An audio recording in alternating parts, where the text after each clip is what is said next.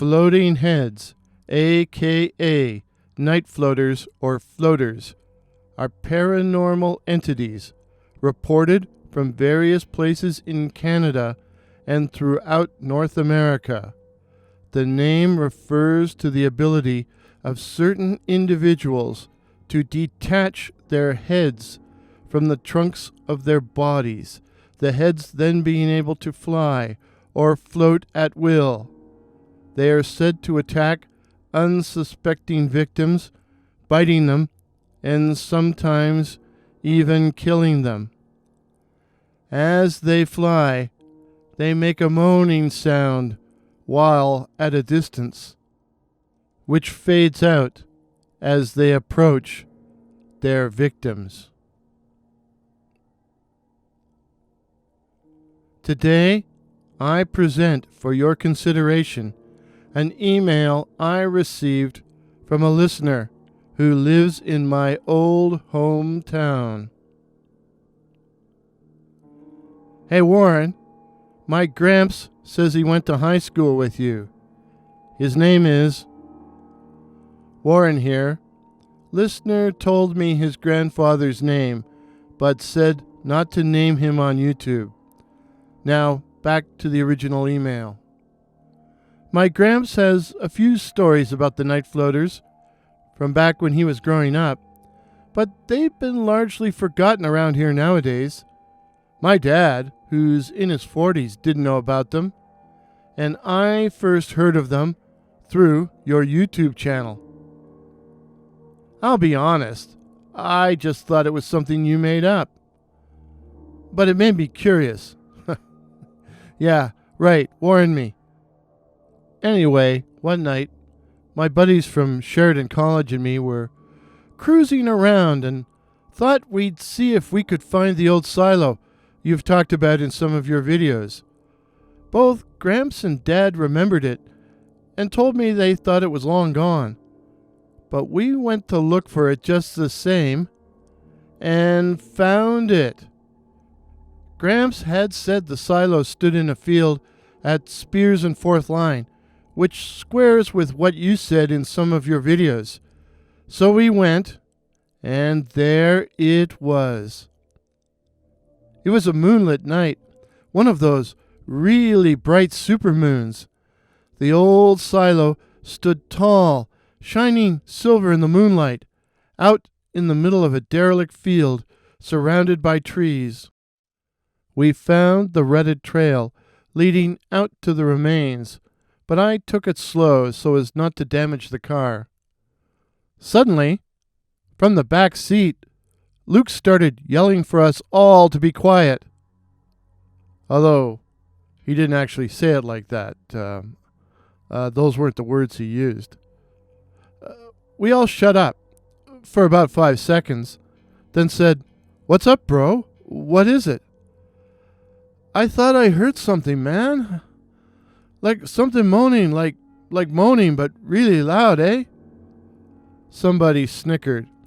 "It's just the wind in the trees, dumbass." But we were all in for a big surprise when I used my high beams to illuminate the old silo and the remains of its foundation. It was surrounded by cars. And not just any cars. As we drew closer, we could see that all the cars were black and very old. We're talking vintage, 1950s like. We didn't see any people around, just these old cars. We hesitated to get out when we stopped.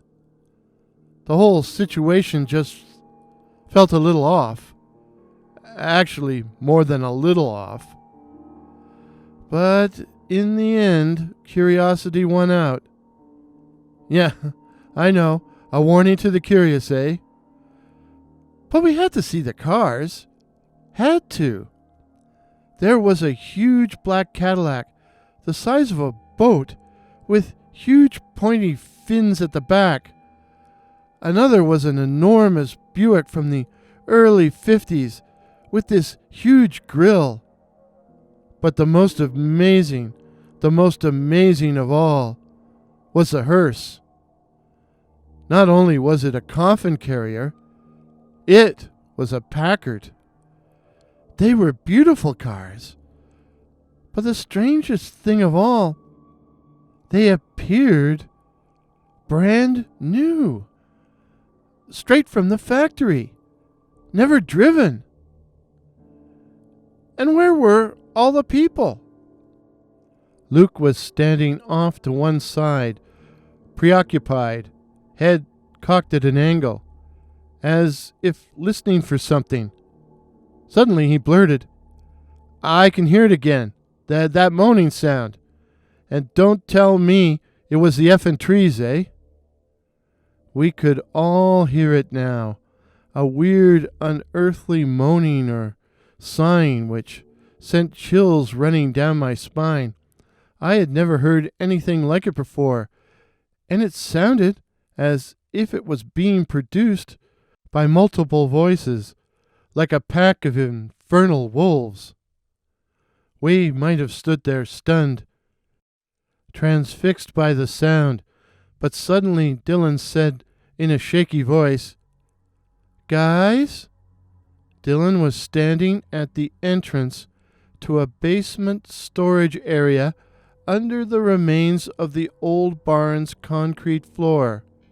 There, in the darkness, on the dirt floor, lay a pile of bodies. We used the lights from our phones to illuminate the scene. 5 bodies, 2 men and 3 women. All were headless. Do you think they're dead?" Dylan whispered. "I don't know," I said, "but I think we better get the hell out of here now." We should have too, but for some weird reason,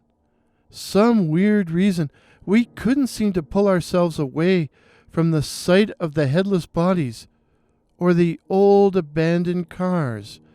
It was as if time stood still. The moaning sound had stopped. In fact, there was no sound. It was like we were in a bubble of silence.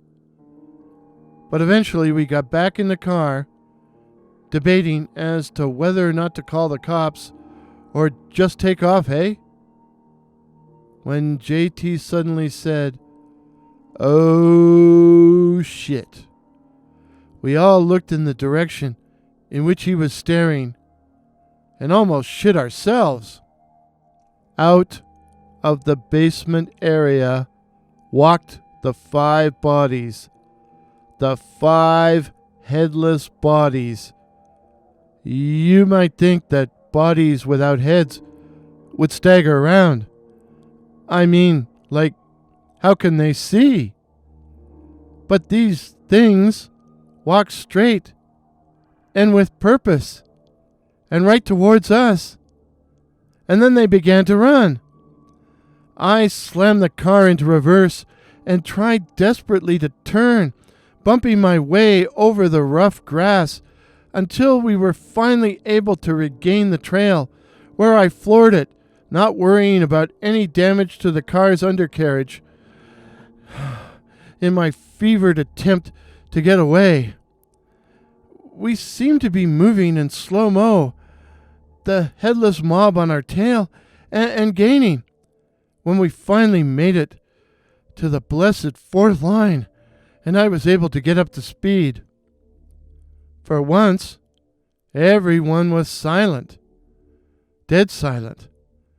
I guess we were all in shock. Finally, I managed to sputter out, "Are they still behind us?" Luke spoke in a faltering voice, twisting towards falsetto.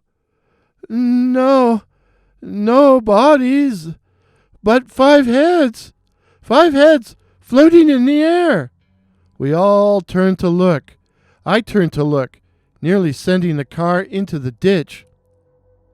5 heads were indeed following us, streaming through the air, their red eyes flashing, while their long black hair flowed out behind them.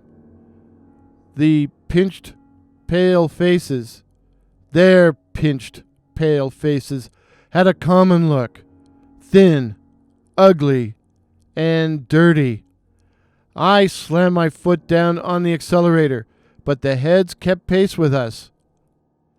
Finally, to get away, I headed up Dorval Drive, and from there onto the highway. And I don't know if it was our increased speed or all the other cars and witnesses which made them finally give up pursuit. We agreed not to talk about it. I mean, who besides you would believe it? But I made the mistake of telling my buddy Chance about it. He did not believe it, not a word of it. "Where's this silo supposed to be?" he demanded. "I've never seen it." So we drove out to look at it. And, holy shit, it was gone! Vanished! All that was there was an old abandoned factory.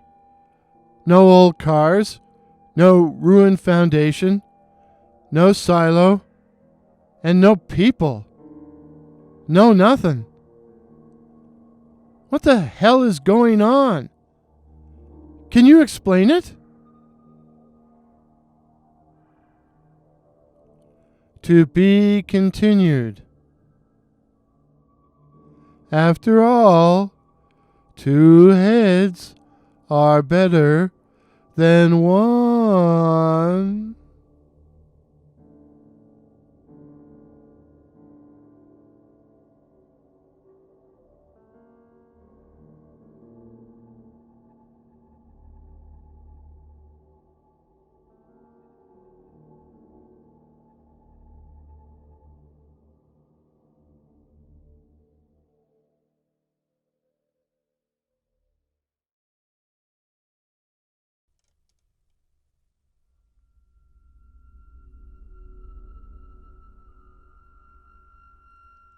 Allow me to present for your consideration the following email I received from another listener. Hi, Warren. I'm an urban explorer living in your old stomping grounds of Jokeville. I first became aware of your channel when I watched your video on the Blue Ghost Tunnel. I was intrigued by your stories about the silo and abandoned farm at 4th Line and Spears, so one night my buddy Logan and I went to look for it. The farm is long gone, and on the land where it used to stand is an abandoned factory that used to manufacture automotive parts, which was almost as good as the silo for satisfying our urge to explore. We parked the car along the nearby service road, then hiked across the 4th Line, entering the fringe of wood which still exists there. The abandoned factory turned out to be huge, far bigger than we expected, and we walked around looking for a place to gain entry. Eventually, we noticed a door on the loading dock, which was not only wide open, it had actually vanished, leaving a gaping black maw. A gaping black maw which beckoned to us. We should have stayed out. But you know, curiosity killed the cat. And yeah, you did try to warn us. We were already impressed by the size of the building from walking around outside, but we were still amazed by the extent of the interior, a vast cavernous space with an upstairs level. It was dusk outside, and the interior lay in thick and gloomy darkness. Thick and gloomy darkness. Unfortunately, we hadn't brought any flashlights or headlamps, as we thought we would be exploring outside. So we were reduced to using the limited light from our phones. Luckily, the interior was largely empty, all the heavy machinery having been removed. But still, we were careful where we stepped in the inky blackness. We hadn't penetrated far when I heard Logan sucking his breath and whisper, "Bro!" I whispered back, "What?" For an answer, he pointed his phone at the floor. The dusty floor was covered in footprints. "Is someone here?" he said quietly. "Maybe," I answered. "But it could be that other people have explored this place. Or maybe it's security. But let's keep our voices down, eh?" As if to emphasize the point, bang! Someone or something dropped something heavy on the metal floor above our heads, the sound reverberating in the relative stillness. "There's somebody up there," Logan hissed. "Maybe. Listen." We listened, and listened hard, and could make out the barely perceptible tread of someone or something moving across the floor above our heads. I decided on the direct approach. "Hello? Hello? Is there somebody there?" I said in a loud voice, which echoed in the darkness, and provoked another crash/clash on the metal floor above. They were obviously messing with us. Logan wanted to leave, which would have been the sensible thing to do, but I was pissed off. In one dark corner, there was a metal staircase leading to the upper level, and I headed for it, bawling out, Hey, you up there! Come down here, or I'm gonna come up!" Big mistake. Big mistake. We both heard the footsteps move slowly across the floor, then begin to head down the metal steps. I stood on the bottom step and shone the light from my phone upwards, and nearly dropped it. Dropped the phone. Someone was coming slowly down the stairs. Something was coming slowly down the stairs. A woman without a head. I think Logan shrieked then. I don't know. I was too busy running. We cursed the sheer dimensions of the building, and time seemed to stand still before we finally found our exit, only to have to run through the now darkened woods. Oh, why? Oh, why did we park so far away?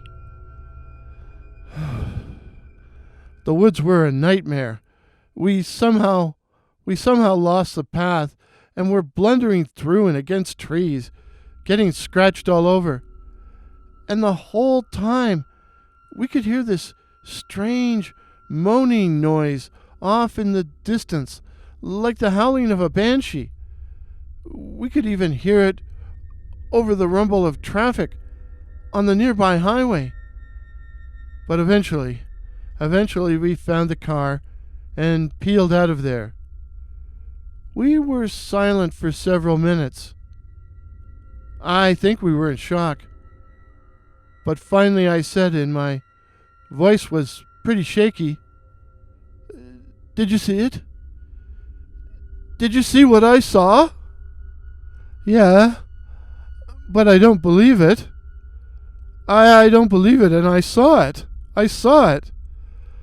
I should have taken a pic. I mean, for Christ's sakes, I had my phone in my hand." "Yeah, but maybe it's better you didn't get a picture. then it would mean it was really true. We cruised around, trying to calm down, me driving on autopilot. Then Logan said, "I think we're being followed.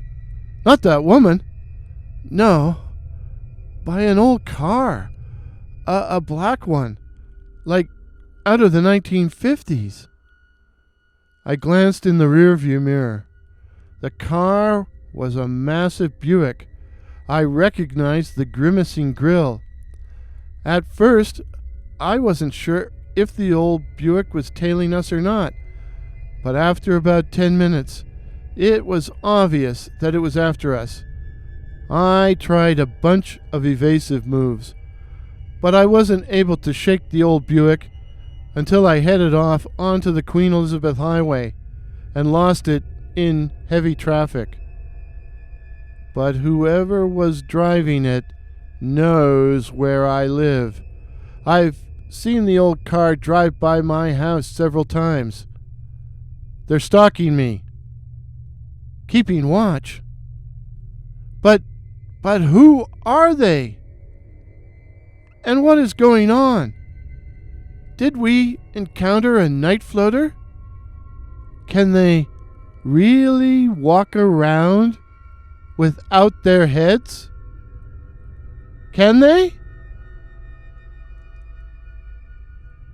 Floating heads, aka night floaters or floaters, are paranormal entities reported from various places in Canada and throughout North America. The name refers to the ability of certain individuals to detach their heads from the trunks of their bodies, the heads then being able to fly or float at will. They are said to attack unsuspecting victims, biting them and sometimes even killing them. They make a moaning sound when far away, which fades to silence as they approach their victims. And yeah, they can direct their bodies and walk around without a head. They like old cars too. Old black cars.